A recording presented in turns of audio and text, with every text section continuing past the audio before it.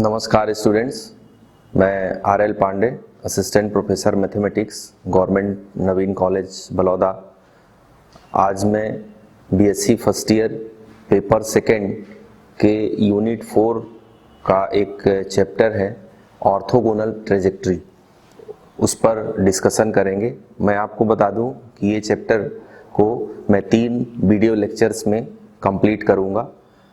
पहला जो video lecture है उसमें ऑर्थोगोनल ट्रेजेक्ट्री क्या है और कार्टेशियन जो कर्व होंगे उनकी ऑर्थोगोनल ट्रेजेक्ट्री कैसे निकालते हैं। फिर दूसरा जो वीडियो लेक्चर होगा उसमें हम लोग देखेंगे कि सेल्फ ऑर्थोगोनल कर्व क्या है, उसके कुछ एग्जाम्पल्स डिस्कस करेंगे। और जो थर्ड वीडियो लेक्चर होगा उसमें हम जो पोलर कर्व हैं उनकी ऑर्थोगोनल ट्रेजेक्ट्री किस तरीके से निकालते हैं उस पर हम बात करेंगे। तो चलिए आज इस लेक्चर को स्टार्ट करते हैं। तो सबसे पहले हम ये देखते हैं कि एक टर्म है या एक कॉन्सेप्ट है फैमिली ऑफ कर्व, वक्रकुल, जिसको हम वक्रकुल बोलते हैं, वो क्या होता है। तो उसको मैं एक कर्व लिख रहा हूँ, वहाँ से समझने की कोशिश करते हैं। मैंने लिखा x² plus y² is equal to a²। अब हम सभी जानते हैं कि ये जो समीकरण लिखा हुआ है ये ऐसे सर्कल का इक्वेशन है जिसका सेंटर 0 0 और रेडियस a है। यदि हम किसी को ये कहें कि आप इसको बनाइए या इस कर्व को ट्रेस करिए, बनाइए, तो यदि छोटी क्लास के बच्चों को इसको बनाने को बोला जाएगा तो वो आपसे एक बात जरूर पूछेगा। वो पूछेगा कि a की वैल्यू क्या है, रेडियस क्या है। मतलब सेंटर तो हमको पता है कि सेंटर है इसका 0 0, ओरिजिन इसका सेंटर है, लेकिन यदि आप उसको बनाने को बोलेंगे कि आप इस सर्कल को बनाइए, सेंटर को ओरिजिन लेते हुए बनाइए, तो आपसे वो जरूर पूछेगा कि इसका रेडियस क्या है। तो रेडियस मतलब यहाँ पर a की वैल्यू। तो यदि हम a की वैल्यू 1 लेते हैं तो आपको जो सर्कल मिलेगा वो 1 रेडियस का मिलेगा। यदि हम a की वैल्यू 2 लेते हैं तो आपको जो सर्कल मिलेगा वो 2 रेडियस का मिलेगा। इसी तरीके से यदि मान लो मैं 1/2 लेता हूं तो आपको ये मिलेगा, 0.5 लेता हूं तो ये मिलेगा। तो कुल मिला के आप देख रहे हो कि जो इतने सारे जो सर्कल्स आपको मिल रहे हैं वो एक इसी इक्वेशन से मिल रहे हैं। इसका मतलब ये हुआ कि जब हम a की ये जो इक्वेशन है, ये इक्वेशन केवल एक सर्कल को रिप्रेजेंट नहीं करता, ये उस सर्कल की पूरी फैमिली, उस पूरे परिवार को रिप्रेजेंट करता है जिसका सेंटर ओरिजिन है। यदि हम a इज इक्वल टू 1 रखते हैं तो हमको उस फैमिली का ऐसा मेंबर मिलता है जिसका रेडियस 1 है। यदि हम a इज इक्वल टू 2 रखते हैं तो हमको उस फैमिली का ऐसा मेंबर मिलता है जिसका रेडियस 2 है। तो इसका मतलब ये हुआ कि ये जो इक्वेशन है, ये इक्वेशन केवल एक सर्कल को रिप्रेजेंट नहीं करता, ये पूरी फैमिली को रिप्रेजेंट करता है। ऐसे सर्कल्स की फैमिली को रिप्रेजेंट करता है जिसका सेंटर ओरिजिन है। आप कितना भी रेडियस इसमें बढ़ा सकते हैं। तो यहां पर जो a है उस a को हम बोलते हैं पैरामीटर, क्योंकि हम इसकी भी वैल्यू चेंज कर सकते हैं। ऐसे बहुत सारे इक्वेशंस हैं जिनको हम जानते हैं फैमिली ऑफ कर्व में। जैसे ये y is equal to mx है, तो y is equal to mx यहां पर m पैरामीटर है, ये ओरिजिन से होके जाने वाली लाइन का इक्वेशन है। यदि हम m की वैल्यू चेंज करेंगे तो आपको दूसरी लाइन मिलेगी, जाएगी ओरिजिन से ही लेकिन दूसरी लाइन मिलेगी। यदि 1 रखूंगा तो दूसरी लाइन मिलेगी, 2 रखूंगा तो दूसरी लाइन मिलेगी। ऐसे बहुत सारे जो कर्व हैं, जैसे y² is equal to 4ax, इन सभी कर्व को हम जानते हैं। यहां पर ये ऐसे पैराबोला की फैमिली है जिसका वर्टेक्स ओरिजिन है, एक्सिस आपका x एक्सिस है, तो ये पूरी इस फैमिली को रिप्रेजेंट करता है। तो यदि हम फैमिली ऑफ कर्व को इन जनरल समझें तो हम ये कह सकते हैं कि x y में एक ऐसा इक्वेशन जिसमें कोई पैरामीटर है, वो इक्वेशन फैमिली ऑफ कर्व को रिप्रेजेंट करता है। और इन जनरल यदि हम फैमिली ऑफ कर्व को डिफाइन करेंगे तो x y a is equal to 0। तो ये आपका फैमिली ऑफ कर्व हो गया। अब जो ट्रेजेक्ट्री हम पढ़ते हैं, जैसे हमको हमारा जो टॉपिक है ऑर्थोगोनल ट्रेजेक्ट्री, तो सबसे पहले हम देख लेते हैं कि ट्रेजेक्ट्री क्या है। तो ट्रेजेक्ट्री को यदि हम डिफाइन करेंगे तो हम इस तरीके से डिफाइन कर सकते हैं कि trajectory of a given family of curve is a curve which intersect each member of family according to a given rule. तो अब इसका मतलब यह है कि यदि आपको कोई फैमिली ऑफ कर्व दिया हुआ है तो उस फैमिली ऑफ कर्व की ट्रेजेक्ट्री एक ऐसा कर्व है जो उस फैमिली के हर मेंबर को एक निश्चित या दिए गए निश्चित नियम के आधार पर प्रतिच्छेदित करती है। जैसे मैं एक सिंपल सी बात आपको बता रहा हूं, मैंने यहां पे ये ले लिया y is equal to x, ये कर्व ले लिया। अब यदि हम इस कर्व की को देखें, ये स्ट्रेट लाइन है जो ओरिजिन से जाती है और एक्स एक्सिस के साथ में 45 का एंगल बनाती है। तो ये आपका फैमिली ऑफ कर्व है x square plus y square is equal to a square. अब इसमें हम ये देखते हैं कि ये जो लाइन है ये हर मेंबर को, सर्कल चाहे छोटा हो या चाहे बड़ा हो, हर मेंबर को इंटरसेक्ट करती है। यदि आप इसको देखेंगे आप बहुत आसानी से ऑब्जर्व कर सकते हैं कि ये जो सर्कल है, इस सर्कल का जो एरिया है उस एरिया को वो हाफ, जो टोटल एरिया है उसको सब डिवाइड करती है, एरिया को सब डिवाइड करती है। ये यदि सर्कल है उस सर्कल के एरिया को भी क्या करती है, सब डिवाइड करती है।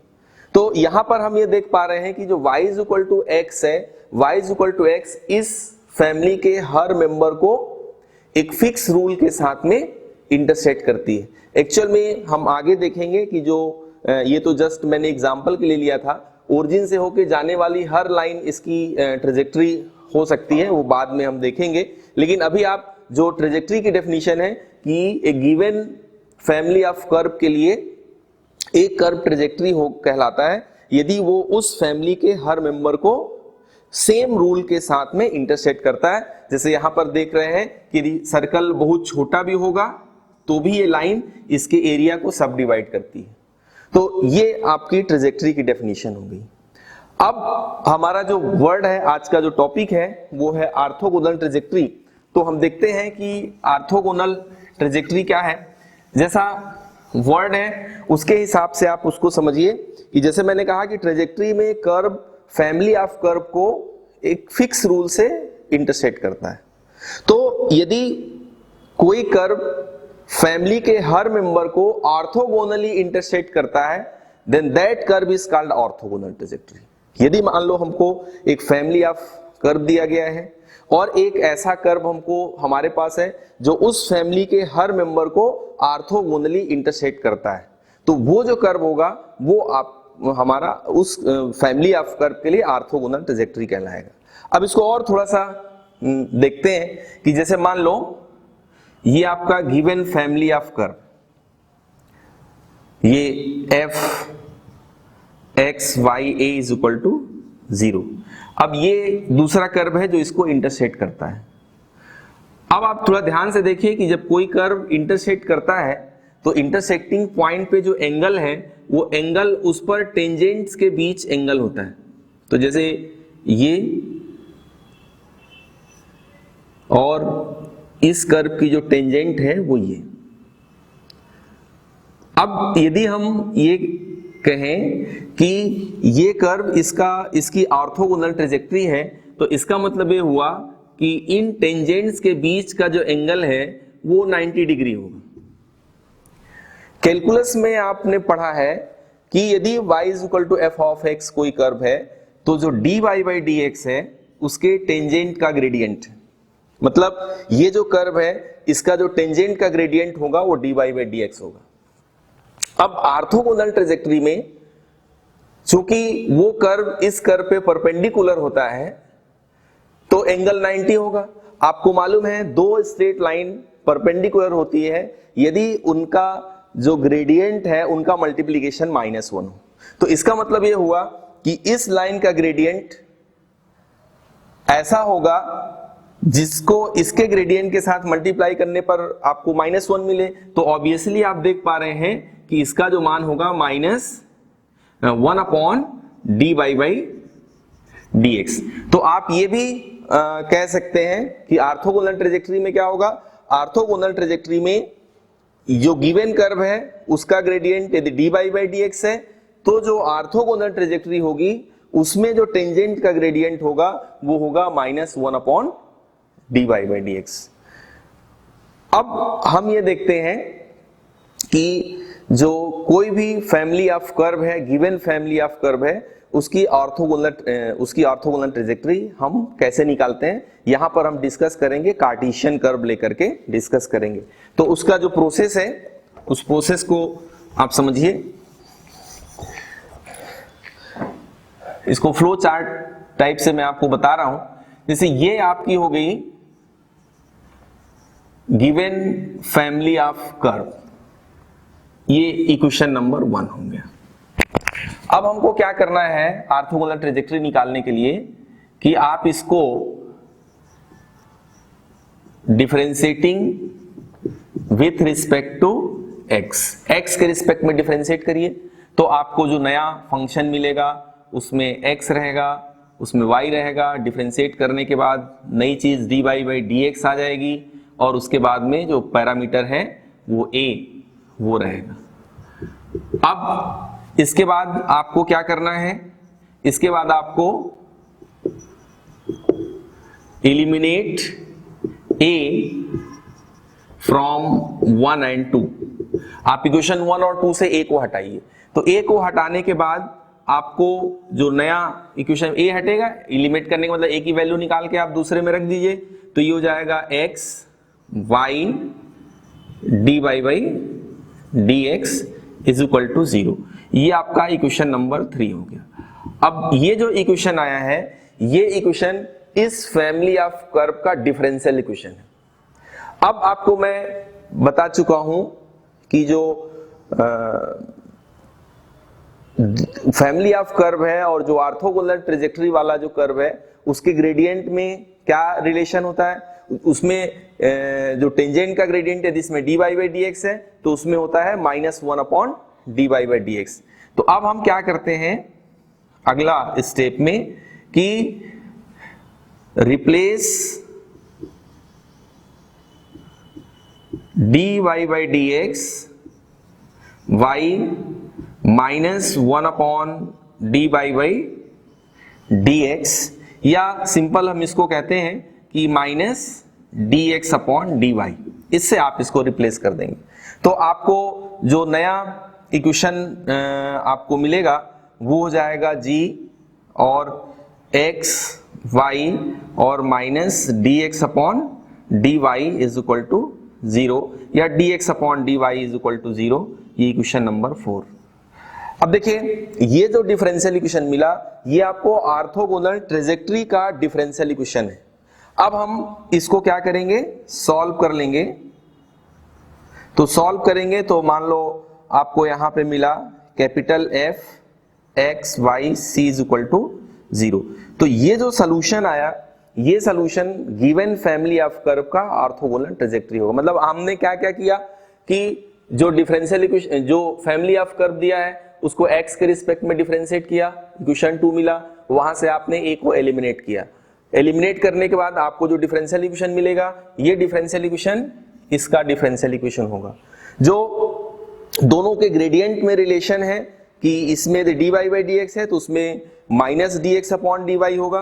तो हम इस dy/dx की जगह पे -dx/dy रख देंगे तो आपको जो डिफरेंशियल इक्वेशन मिलेगा वो ऑर्थोगोनल ट्रेजेक्टरी का डिफरेंशियल इक्वेशन मिलेगा।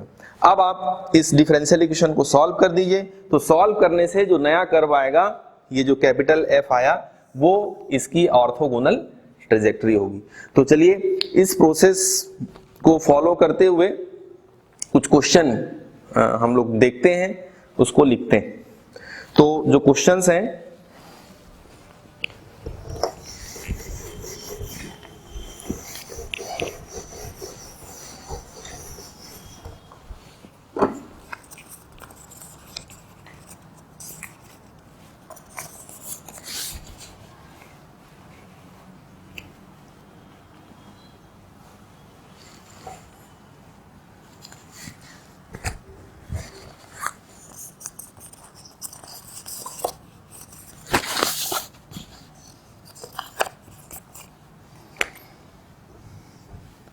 इसमें है y is equal to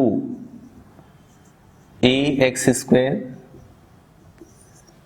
second है y is equal to a y x, third में है 3xy is equal to x cube minus a cube, और जो फोर्थ है वो है x square plus y square plus 2gx plus c is equal to 0, g is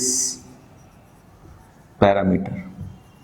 तो एक चीज आप ध्यान रखिए कि जो आपको फैमिली ऑफ कर्व दिया होगा उसमें पैरामीटर के बारे में डिस्कशन जरूर होगा। यहाँ पर इसलिए लिखा जाना चाहिए कि a इज पैरामीटर, चूंकि एक ही a है तो आपको समझना है कि वो पैरामीटर है। जैसे इसमें हम देखेंगे तो आपको यहाँ पे दो कांस्टेंट जैसे दी रहे हैं g और c, तो इस क्वेश्चन में क्लियर कट बताया गया है कि क्या पैरामीटर है, उससे से क्लियर होगा कि आपको एलिमिनेट किसको करना है। तो चलिए इक्वेशन 1 हम लेते हैं सॉल्यूशन के लिए। y is equal to a x square, ये आपको फैमिली ऑफ कर्व है, गिवन फैमिली ऑफ कर्व है। अब आप इसको जो प्रोसेस है उस प्रोसेस के हिसाब से डिफरेंशिएट कर दीजिए, differentiating with respect to x। तो डिफरेंशिएट करेंगे तो ये हो जाएगा dy by d x is equal to 2ax, ये इक्वेशन नंबर 2 हुआ। अब हमको दोनों इक्वेशन से a को एलिमिनेट करना है, तो आप इक्वेशन 1 से a की वैल्यू आप निकाल सकते हैं, तो फ्रॉम 1 या 2 से भी निकाल सकते हैं। a is equal to y upon x square, और इसको 2 में पुट कर देते हैं, पुटिंग इन 2, तो आपको मिलेगा dy by d x is equal to 2y upon x। अब ये जो डिफरेंशियल इक्वेशन आपको मिल गया, ये हो गया x dy by d x is equal to 2y। ये डिफरेंशियल इक्वेशन 3, ये ऑर्थोगोनल जो ट्रेजेक्ट्री है उस ये जो फैमिली ऑफ कर्व है उसका डिफरेंशियल इक्वेशन है। अब इसके बाद हमको क्या करना है, इसके बाद हमको करना है replace dy by d x y minus d x upon d y. तो इसको जब आप रिप्लेस करेंगे तो आपको मिलेगा माइनस एक्स dx अपॉन dy is equal to 2y। अब इसके बाद जो डिफरेंशियल इक्वेशन मिलेगा उसको हमको सॉल्व करना। तो अब आप देखिए ये जो डिफरेंशियल इक्वेशन हो जाएगा, ये हो जाएगा 2y dy plus x dx is equal to 0। इसको आप इंटीग्रेट कर दीजिए, तो इंटीग्रेट करेंगे, ये डिफरेंशियल इक्वेशन हुआ आपका इक्वेशन नंबर 4। तो इंटीग्रेट करेंगे तो ये हो जाएगा आपका वाई स्क्वेयर, फिर हो जाएगा x square y 2 is equal to c, और ये आपको मिला y square plus x square is equal to 2c, और 2y square plus x square is equal to a। तो ये इस कर्व की ऑर्थोगोनल ट्रेजेक्ट्री हुई। यहाँ पर ये देखने की बात है कि जो डिफरेंशियल इक्वेशन आपको यहाँ पे मिलेगा वो मिलेगा फर्स्ट ऑर्डर का, तो फर्स्ट ऑर्डर फर्स्ट डिग्री भी हो सकता है और फर्स्ट ऑर्डर हायर डिग्री भी हो सकता है। आपको उसको सॉल्व करना आना चाहिए।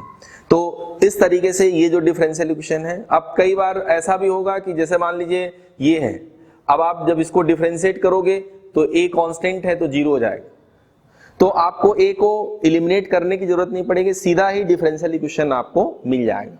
और आप dy बाई डी एक्स की जगह पे minus d x upon d y रख के उसको इंटीग्रेट करके उसका सोल्यूशन निकाल सकते हैं। तो ऑर्थोगोनल ट्रेजेक्टरी, कार्टेशियन कर्व की ऑर्थोगोनल ट्रेजेक्टरी निकालने का बहुत ही आसान तरीका है, ये प्रोसेस है।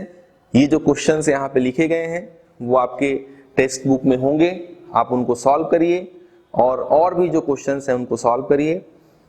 अगले जो वीडियो लेक्चर होगा उसमें हम देखेंगे कि सेल्फ ऑर्थोगोनल कर्व क्या है, उसके बारे में हम डिस्कशन करेंगे। वीडियो को बहुत ध्यान से देखने के लिए आपका बहुत बहुत धन्यवाद।